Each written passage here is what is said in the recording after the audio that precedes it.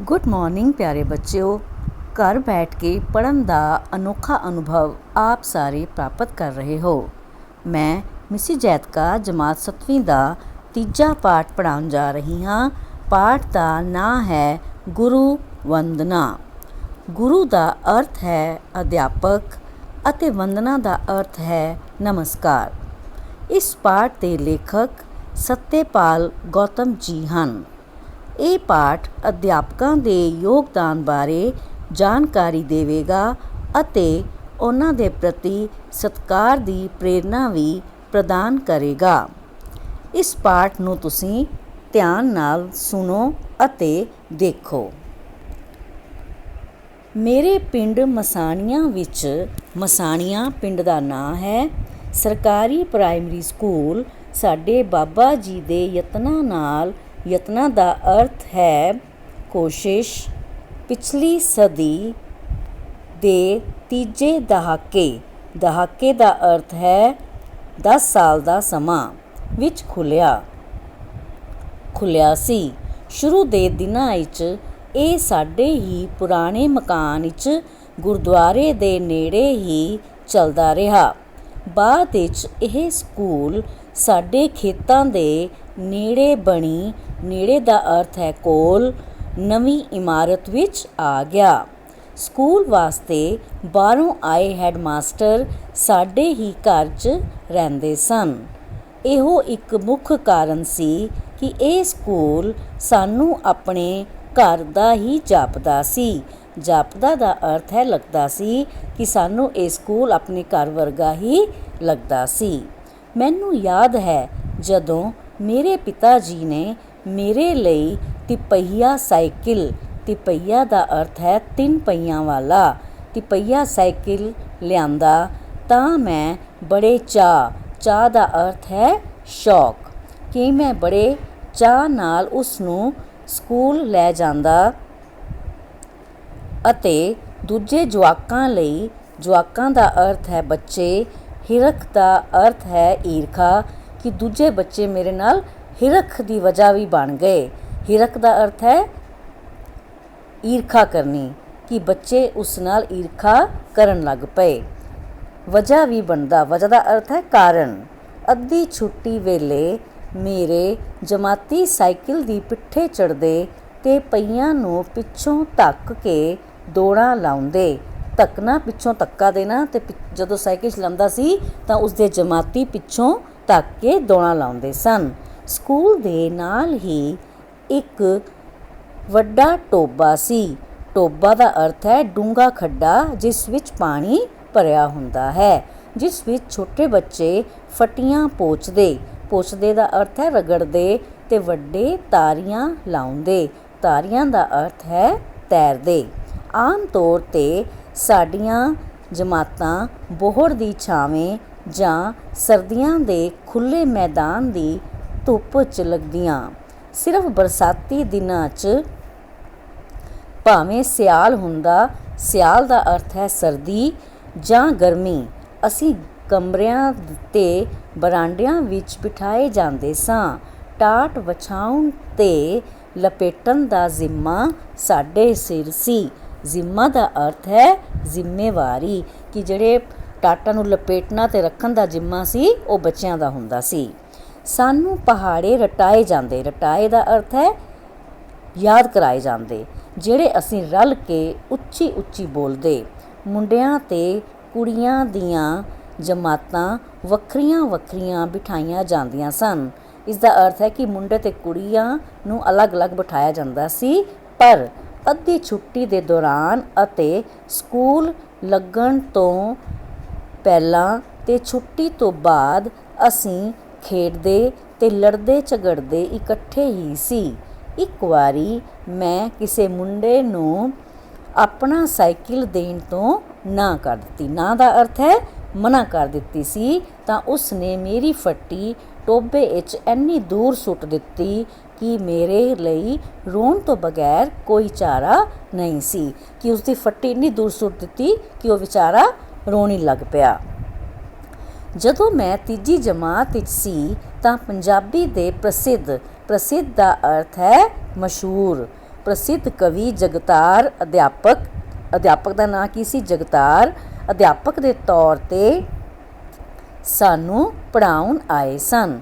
ਉਸ ਵੇਲੇ ਸਾਨੂੰ ਉਹਨਾਂ ਦੀ ਕਵਿਤਾ ਬਾਰੇ ਗਿਆਨ ਤਾਂ ਨਹੀਂ ਸੀ, ਪਰ ਸਾਨੂੰ ਉਹ ਜਿਸ ਉਤਸ਼ਾਹ ਦਾ ਅਰਥ ਹੈ ਜੋਸ਼, ਉਤਸ਼ਾਹ ਤੇ ਲਗਨ ਨਾਲ ਪੰਜਾਬੀ ਪੜ੍ਹਾਉਂਦੇ, ਉਸ ਦਾ ਅੱਜ ਤੱਕ ਮੈਨੂੰ ਮਾਣ ਮਹਿਸੂਸ ਹੁੰਦਾ ਰਹਿੰਦਾ ਹੈ। ਮਾਣ ਦਾ ਅਰਥ ਹੈ ਫਖਰ ਮਹਿਸੂਸ ਹੋਣਾ, ਕਿ ਮੈਨੂੰ ਬਹੁਤ ਮਾਣ ਹੈ ਕਿ ਸਾਨੂੰ ਇੰਨੇ ਅੱਛੇ ਅਧਿਆਪਕ ਮਿਲੇ ਅਤੇ ਸਾਨੂੰ ਉਹਨਾਂ ਨੇ ਆਪਣੇ ਵਿਸ਼ੇ ਨੂੰ ਬਹੁਤ ਚੰਗੀ ਤਰ੍ਹਾਂ ਪੜ੍ਹਾਇਆ। ਮੇਰੇ ਬਾਬਾ ਜੀ ਨੇ, ਬਾਬਾ ਜੀ ਦਾ ਅਰਥ ਇੱਥੇ ਕੀ ਹੈ? ਦਾਦਾ ਜੀ। ਮੇਰੇ ਬਾਬਾ ਜੀ ਨੇ ਬੜੀ ਕੋਸ਼ਿਸ਼ ਕੀਤੀ ਕਿ ਪ੍ਰਾਇਮਰੀ ਸਕੂਲ, ਪ੍ਰਾਇਮਰੀ ਕੀ ਹੈ? ਪਹਿਲੀ ਕਲਾਸ ਤੋਂ ਲੈ ਕੇ 5ਵੀਂ ਤੱਕ ਨੂੰ ਕੀ ਕਹਿੰਦੇ ਨੇ? Primary school. ਪ੍ਰਾਇਮਰੀ ਸਕੂਲ ਨੂੰ ਮਿਡਲ ਸਕੂਲ ਦਾ ਦਰਜਾ ਮਿਲ ਜਾਏ। ਇਹ ਇਸ ਲਈ ਕਿ ਮੈਂ 8ਵੀਂ ਤੱਕ ਪਿੰਡ ਦੇ ਸਕੂਲ ਵਿੱਚ ਹੀ ਪੜ੍ਹ ਸਕਾਂ। ਮਿਡਲ ਦਾ ਕੀ ਅਰਥ ਹੈ? 8ਵੀਂ ਤੱਕ ਸਕੂਲ। ਕਿ ਉਹਨਾਂ ਦਾ ਇਹ ਸੀ ਬਾਬਾ ਜੀ ਨੂੰ ਕਿ ਮੈਂ ਇਸ ਸਕੂਲ ਵਿੱਚ 8ਵੀਂ ਤੱਕ ਪੜ੍ਹ ਸਕਾਂ। ਉਨੀ ਦਿਨੀ ਸਾਡੇ ਪਿੰਡ ਦੇ ਬੱਚਿਆਂ ਨੂੰ ਚੌਥੀ ਤੋਂ ਅੱਗੇ ਪੜ੍ਹਨ ਲਈ ਆਦਮਪੁਰ ਜਾਣਾ ਪੈਂਦਾ ਸੀ। ਆਦਮਪੁਰ ਸ਼ਹਿਰ ਹੈ ਕਿ ਥੋੜ੍ਹਾ ਦੂਰ ਪੈਂਦਾ ਸੀ, ਉੱਥੇ ਬੱਚਿਆਂ ਨੂੰ ਜਾਣਾ ਪੈਂਦਾ ਸੀ। ਛੋਟੇ ਬੱਚਿਆਂ ਲਈ ਐਨੀ ਵਾਟ ਜਾਣਾ, ਵਾਟ ਦਾ ਅਰਥ ਹੈ ਰਸਤਾ, ਸੁਖਾਲਾ, ਸੁਖਾਲਾ ਦਾ ਅਰਥ ਹੈ ਸੌਖਾ, ਕਿ ਇੰਨੀ ਦੂਰ ਰਸਤਾ ਤੈਅ ਕਰਨਾ ਬੱਚਿਆਂ ਵਾਸਤੇ ਸੌਖਾ ਨਹੀਂ ਸੀ। ਜਦੋਂ ਬਾਬਾ ਜੀ ਨੂੰ ਆਪਣੀਆਂ ਕੋਸ਼ਿਸ਼ਾਂ ਸਿਰੇ ਚੜ੍ਹਦੀਆਂ ਨਜ਼ਰ ਨਾ ਆਈਆਂ ਤਾਂ ਉਹਨਾਂ ਮੈਨੂੰ ਜਲੰਧਰ ਵਾਲੇ ਘਰ ਵਿੱਚ ਰੱਖ ਕੇ ਸ਼ਹਿਰ ਵਿੱਚ ਪੜ੍ਹਾਉਣ ਦਾ ਫੈਸਲਾ ਕੀਤਾ। ਫੈਸਲਾ ਦਾ ਅਰਥ ਹੈ ਨਿਰਣਾ ਕੀਤਾ। ਇਸ ਤਰ੍ਹਾਂ ਕਰਨ ਨਾਲ ਵੀ ਇੱਕ ਗੰਭੀਰ ਸਮੱਸਿਆ ਜੁੜੀ ਹੋਈ ਸੀ। ਪਿੰਡ ਦੇ ਸਕੂਲ ਵਿੱਚ ਮੈਂ ਗੁਰਮੁਖੀ ਪੜ੍ਹਦਾ ਤੇ ਲਿਖਦਾ ਸੀ। ਗੁਰਮੁਖੀ ਦਾ ਕੀ ਅਰਥ ਹੈ? ਪੰਜਾਬੀ ਪੜ੍ਹਦਾ ਤੇ ਲਿਖਦਾ ਸੀ। ਜਦ ਕਿ ਸ਼ਹਿਰ ਵਿੱਚ ਘਰ ਦੇ ਨੇੜੇ ਆਰੀਆ ਸਮਾਜੀ ਸਕੂਲ ਸੀ। ਕਿ ਉਹਨਾਂ ਦੇ ਘਰ ਦੇ ਨੇੜੇ ਕਿਹੜਾ ਸਕੂਲ ਸੀ? ਆਰੀਆ ਸਮਾਜੀ ਸਕੂਲ ਸੀ, ਜਿੱਥੇ ਦੇਵਨਾਗਰੀ ਵਿੱਚ ਹਿੰਦੀ ਪੜ੍ਹਾਈ ਲਿਖਾਈ ਜਾਂਦੀ ਸੀ।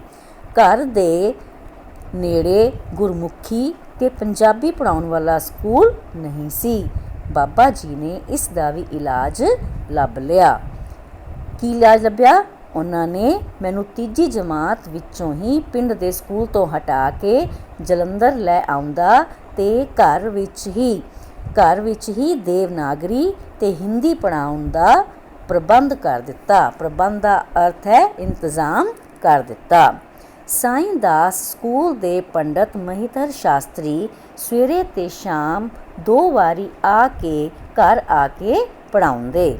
ਉਹ ਸੰਸਕ੍ਰਿਤ ਦੇ ਅਧਿਆਪਕ ਸਨ। ਉਹਨਾਂ ਨੇ ਮੈਨੂੰ ਦੇਵਨਾਗਰੀ ਦਾ ਅੱਖਰ ਗਿਆਨ ਤੇ ਉਚਾਰਨ ਸ਼ੁੱਧ ਦਾ ਅਰਥ ਹੈ ਖਰਾ, ਸ਼ੁੱਧ ਸੰਸਕ੍ਰਿਤ ਦੇ ਤਰੀਕੇ ਨਾਲ ਕਰਵਾਇਆ। ਉਹਨਾਂ ਨੇ ਉਸ ਤਰੀਕੇ ਨਾਲ ਕਰਵਾਇਆ ਕਿ ਉਹਨੂੰ ਚੰਗੀ ਤਰ੍ਹਾਂ ਸਮਝ ਆ ਜਾਏ। ਇਹ ਉਹਨਾਂ ਸਦਕਾ ਹੀ ਹੈ ਕਿ ਹੁਣ ਜਦੋਂ ਮੈਂ ਹਿੰਦੀ ਬੋਲਦਾ ਤੇ ਲਿਖਦਾ ਹਾਂ ਤਾਂ ਕਿਸੇ ਨੂੰ ਇਹ ਅੰਦਾਜ਼ਾ ਨਹੀਂ ਹੁੰਦਾ ਕਿ ਹਿੰਦੀ ਮੇਰੀ ਦੂਸਰੀ ਭਾਸ਼ਾ ਹੈ। ਇੱਕ ਅਧਿਆਪਕ ਦੇ ਸਦਕੇ ਹੀ ਉਸਦੀ ਉਸ ਭਾਸ਼ਾ 'ਤੇ ਪਕੜ ਬਹੁਤ ਚੰਗੀ ਹੋ ਗਈ ਸੀ। ਇੱਕ ਮੇਰੀ ਹੋਰ ਖੁਸ਼ਕਿਸਮਤੀ ਸੀ ਕਿ ਮੈਨੂੰ ਅੰਗਰੇਜ਼ੀ ਪੜ੍ਹਾਉਣ ਲਈ ਸ਼ੁਰੂ ਵਿੱਚ ਮਾਸਟਰ ਗੁਲਜ਼ਾਰੀ ਲਾਲ ਤੇ ਬਾਅਦ ਵਿੱਚ ਪ੍ਰੋਫੈਸਰ ਰਾਮ ਲਾਲ ਸ਼ਰਮਾ ਵਰਗੇ ਬਹੁਤ ਹੀ ਕਾਬਲ ਦਾ ਅਰਥ ਹੈ ਨਿਪੁੰਨ ਅਧਿਆਪਕ ਮਿਲੇ। ਇਹਨਾਂ ਦੀ ਪ੍ਰੇਰਨਾ, ਲਗਨ ਤੇ ਅੰਗਰੇਜ਼ੀ ਸਿਖਾਉਣ ਦੇ ਉਤਸ਼ਾਹ ਸਦਕੇ ਹੀ ਹੈ ਕਿ ਬਿਨਾਂ ਕਿਸੇ ਅੰਗਰੇਜ਼ੀ ਸਕੂਲ ਵਿੱਚ ਪੜ੍ਹਿਆਂ ਮੈਨੂੰ ਕਾਲਜ ਜਾਣ ਦੇ ਵੇਲੇ ਅੰਗਰੇਜ਼ੀ ਪੜ੍ਹਨ ਤੇ ਬੋਲਣ ਦਾ ਚੰਗਾ ਵੱਲ ਆ ਗਿਆ ਸੀ। ਵੱਲ ਦਾ ਅਰਥ ਹੈ ਤਰੀਕਾ ਆ ਗਿਆ ਸੀ।